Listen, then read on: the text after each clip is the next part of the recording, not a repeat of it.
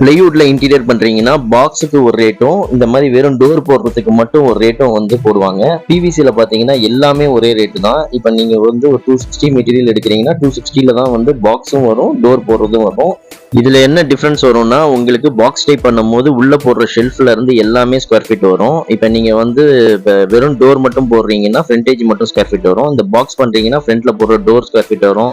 இப்போ இது உள்ள பாருங்க எல்லாமே பிவிசிலே பண்ணியிருக்கோம். இதுல ஷெல்ஃப், பார்ட்டிஷன், இந்த மாதிரி லாக்கர் இது போடுறது எல்லாமே ஸ்கொயர் ஃபீட்ல வந்து உங்களுக்கு வந்து ஆட் ஆகும். இது நிறைய பேருக்கு தெரியறது இல்ல. நிறைய பேர் வந்து வெறும் ஃப்ரண்டேஜ் மட்டும் எடுத்துட்டு இதான ஸ்கொயர் ஃபீட் அப்படின்னு கேட்கறாங்க. பிவிசியை பொறுத்த வரைக்கும் நீங்க வந்து உள்ள போடுற ஷெல்ஃப்ல இருந்து எல்லாமே வந்து ஸ்கொயர் ஃபீட் வரும். பிவிசில நீங்க ரேட்டு கம்மி பண்ணணும்னா நீங்க கடப்பாக்கல்லாம் போட்டுருந்தீங்கன்னா வெறும் டோர் மட்டும் போடுறோம்னா அது ரேட் கம்மியா வரும். பாக்ஸ்ல பண்றீங்கன்னா கண்டிப்பா ரேட் வந்து அதிகமாக தான் வரும்.